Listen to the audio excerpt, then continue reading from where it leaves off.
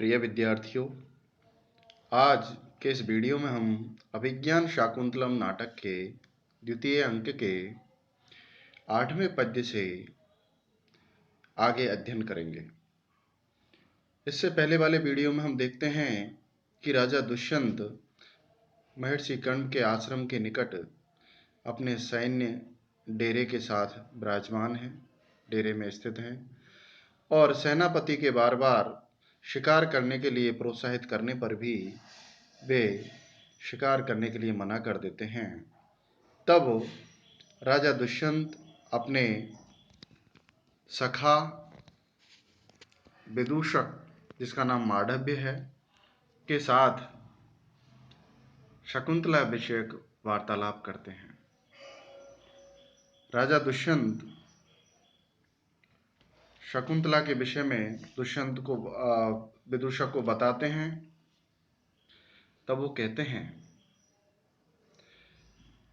क्या कहते हैं, इसी का 8वें पद्य में वर्णन है कि सौरयुवती संभवं किल मुनेरपत्यं तदुचिताधिगतम्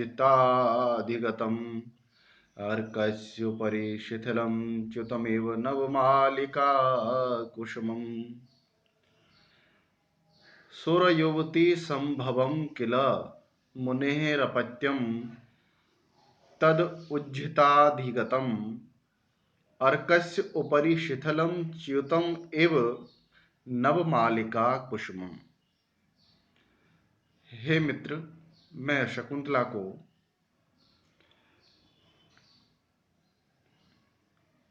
शिथिलम ढीले हुआ है, जिसका डंठल, जिसका तने से जुड़ाव, संधि स्थल, जिसका तना, जिस पे वो फूल जुड़ा हुआ होता है, उस भाग के शिथिल हो जाने पर अर्कस्य ऊपरी, अर्क यानी आंकड़े के पेड़ के ऊपर, वृक्ष के ऊपर, च्युतम एव गिरे हुए, नवमालिका कुसुमम एव, नवमालिका चमेली के, कुसुमम यानी फूल की तरह मैं उस शकुंतला को देखता हूं। क्यों? क्योंकि सुर युवती संभवम, सुर युवती अर्थात मेनका नामक अप्सरा से संभव उत्पन्न तद्वह शकुंतला,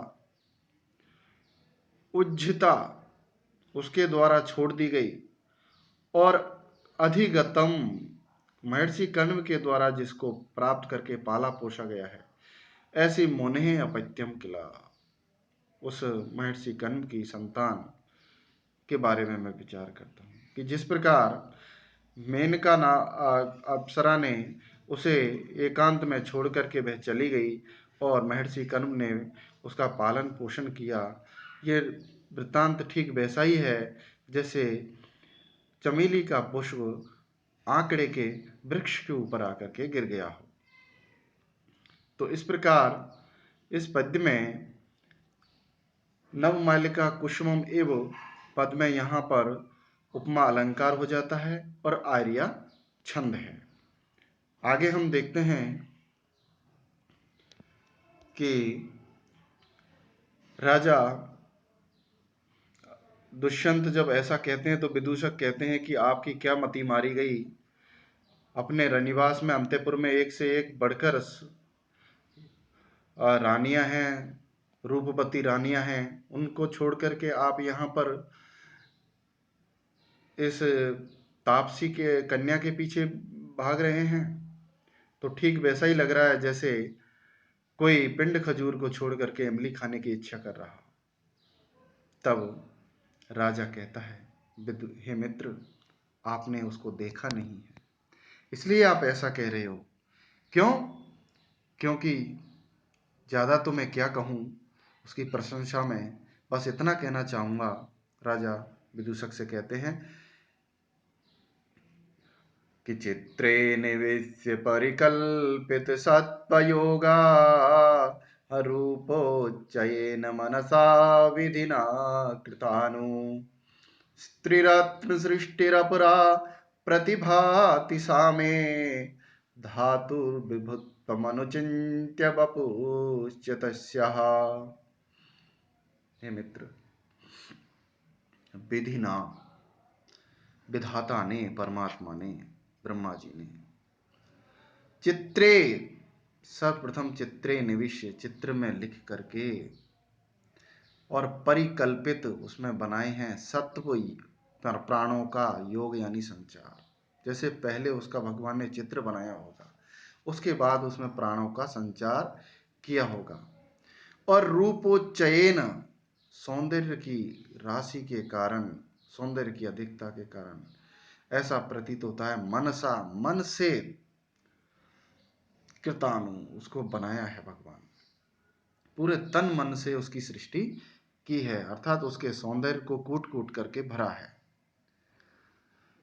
तो मित्र, धातु यानी उस विधाता के विभुत्तम निर्माण कौशल को, सामर्थ्य को, और तस्याः वपुश्च, उस शकुंतला के शरीर को अनुचिंत्य, विचार करके, एक दूसरे के बारे में चिंतन करके, मैं यानी मुझे, सा वह शकुंतला, अपरा स्त्री रत्न सृष्टि, एक अद्भुत स्त्री रत्नों की सृष्टि प्रतिभाति प्रतीत होती है। अर्थात विधाता ने उसको रच रच के बनाया है। यहाँ पर ठीक वैसे ही हम देख सकते हैं जैसे दिलवाले फिल्म में एक गाना है, कुदरत ने बनाया होगा फुर्सत में तुझे मेरे यार। ठीक वैसा ही अर्थ इस पद्य के मार्फत हमारे सामने आता है कि राजा दुष्यंत अभिज्ञान शाकुंतलम की नायिका शकुंतला के रूप सौंदर्य की प्रशंसा में इस प्रकार अपने मित्र विदूषक से कहते हैं। इस प्रकार इस पद्य में वसंत तिलका नामक छंद है और मनसा कृतानु शब्द के आधार पर यहाँ पर संधेय अलंकार भी हो जाता है। अब अगले पद्य में पुनः एक और पद्य पढ़ करके शकुंतला की प्रशंसा करते हैं राजा। क्या कहते हैं कि अनाघ्रातं पुष्पं किसलयमलूनं कररुहै, रणावेद्धं रत्नं मधुनवमनास्वादितरसम्, अखण्डं पुण्यानां फलमिव च तदरूपमनघम्, न जाने भोक्तारं कम इह समुपस्थास्यति विधि। हे मित्र, उसके अनघम रूपम, अनघम निष्पाप, निर्दोष, निष्कलंक रूपम, उस शकुंतला के रूप सौंदर्य कैसा है कि वह अनाघ्रातम पुष्पम, अनाघ्रातम यानी न आघ्रातम, जिसका ग्रहण नहीं किया है, जिसको सूंघा नहीं किया गया है, जिसकी सुगंध का रसपान किसी ने नहीं किया है, ऐसा वह अनास्वादित क्या है, न सूंघा गया फूल है। और शकुंतला क्या है, कर रूहई, कर रूहई यानी नाखूनों से, अलूनम ने नोचा गया, किस लयम नवीन पल्लव है, कोमल कोमल वृक्ष का जो कोमल पत्ता होता है जिसको नाखूनों से किसी ने नहीं नोचा है, ऐसा कोमल सौंदर्य है उसका। और अनाविद्धम, जिसको बेधा नहीं गया है, जिसको छेद नहीं किया गया है, ऐसा रत्नम, रत्न है। और अनास्वादित रसम, अनास्वादित जिसका आस्वादन नहीं किया गया है, ऐसा नवम मधु, नया रस है, नवीन मधु के समान है वह। विधि, विधाता, इह यहाँ पर पृथ्वी पर, कम किसको, भोक्तारम उसका भोक्ता के रूप में, समुपस्थास्यति उपस्थित करेगा, न जाने मैं नहीं जाता। क्यों? क्योंकि वो अखंडम पुण्यानाम फलमेव, क्योंकि यदि कोई ऐसा कर पाएगा तो वह उसके अखंड पुण्यों का फल की भांति होगा। इस प्रकार ये जो शकुंतला है वह न सूंघा गया फूल है, जिसको नाखूनों से नहीं नोचा गया है, ऐसा कोमल नवीन पल्लव है, बिना विधा हुआ रत्न है, ऐसा रस है जिसका किसी ने आस्वादन नहीं किया है, और मानो अखंड पुण्यों के परिणाम स्वरूप उसे यह निष्कलंक निष्पाप सौंदर्य प्राप्त हुआ है। तो पता नहीं कि विधि विधाता कम यानी किसको, यह यहाँ पर उसका भोक्तारम भोगने वाला अर्थात उसके पति बनने वाला, समुपस्थास्यति उपस्थित होगा, न जाने पता नहीं। अर्थात राजा उस व्यक्ति को सौभाग्यशाली बता रहे हैं जो उसका पति बनेगा, जिसको शकुंतला अपने पति के रूप में वर्ण करेगी।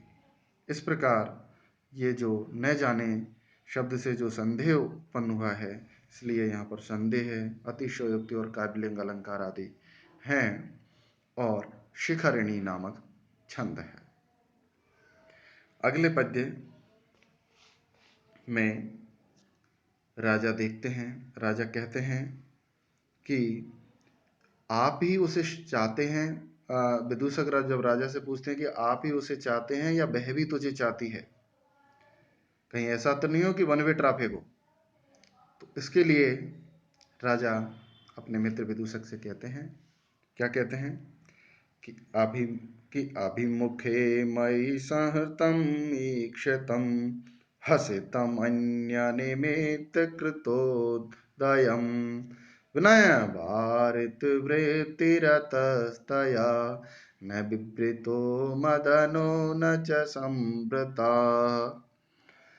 कि अभिमुखे मई, मई यानी मेरी ओर, अभिमुखे सामने मुख करके, सामने मुख करने पर होने पर, ईक्षितम यानी दृष्टि को सहर्थम हटा लेती है, और अन्य निमित्त कृतोदयम, अन्य यानी किसी दूसरे निमित्त यानी बहाने से, कृतोदयम मुस्कुराने लगती है, और हसितम प्रकट किया है, हसितम हंसना जिसने, और किसी दूसरे बहाने से वह हंसती है। तो अतः मुझे ऐसा प्रतीत होता है कि तया और शकुंतला के द्वारा विनय वारित वृत्ति, शालीनता विनम्रता के कारण वारित रोकी गई है वृत्ति, काम भाव अर्थात अपनी इच्छा। इस प्रकार मैं उसको देखता हूँ, ऐसा लगता है कि न बिभ्रत मदना, मदना यानी काम भाव को उसने न बिभ्रत न तो प्रकट ही किया, और न च संवृता, और न ही वह छिपा पाई। अर्थात वह लज्जा व शालीनता बस मेरे से अपनी मन की बात कह नहीं पाई, बल्कि वह मुझे चाहती तो है। तो इस प्रकार न विव्रता न च संवृता, इस पंक्ति के कारण यहाँ पर विरोधाभास अलंकार हो जाता है, और द्रुत विलंबित नामक छंद है। अब चलते हैं हम अगले पद्य की ओर।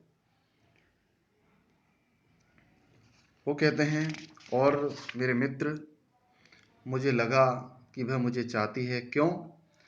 क्योंकि दर्भांकुरेण चरणाक्षतैत्यकाण्डे तन्वी स्थिता कतिचिदेव पदानि गत्वा आसीद्विवृतिवदना च विमोचयन्ती शाखाशुवल्कमसक्तमपि द्रुमाणाम्। कि तन्वी उस सुकुमारी, उस कृशांगी शकुंतला के द्वारा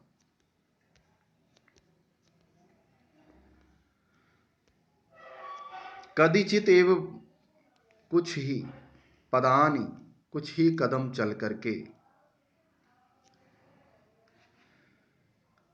पदानि गत्वा दर्भांकुरेण, दर्भ यानी कुश नामक जो घास है उसके अंकुर से क्षत विद जाने के कारण इत्यकांडे, इस प्रकार ऐसे ऐसे अचानक से वह स्थिता खड़ी हो गई और द्रुमाणाम शाखाशु च, वृक्षों की शाखाओं में असक्तमपि, न उलझे होने पर भी अपने वल्कल वस्त्र को विमोचयन्ति, छुड़ाने का अभिनय करती हुई, विवृत वदना आसीत, अर्थात मेरी ओर मुखातिब होती हुई वह खड़ी रही। अर्थात जब हाथी से भयभीत होकर के जब वे जाती हैं तीनों सखियां दौड़ करके, तो शकुंतला कुछ रुक करके अर्थात मेरी ओर मुखातिब होकर के जाती है। उसके पैर में कुछ चुभता नहीं है, लेकिन फिर भी वह कुछ चुभने का बहाना करती है, कुछ देर खड़ी रहती है और वल्कल वस्त्र पेड़ों के झुरमुट में उसका उलझा नहीं था, फिर भी वह उसको सुलझाने का प्रयास करती हुई सी अभिनय करती है और मेरी ओर देख करके कुछ देर रुक करके वह जाती है। इससे प्रतीत होता है कि वह मुझसे चाहने लगी है, मुझे चाहती है। तो यहाँ पर ब्याजोक्ति यह हेतु अलंकार है, किंतु विमोचयन्ति शब्द के कारण यहाँ पर विरोधाभास अलंकार भी बन गया और बसंत तिलका नामक छंद है। इस प्रकार आज हमने द्वितीय पद्य के बारे में पद्य तक अध्ययन किया। आगे के पद्यों के लिए मैं अगला वीडियो देखें, जिसके लिए आप मेरे YouTube चैनल को सब्सक्राइब करें और बेल बटन को जरूर क्लिक करें। धन्यवाद।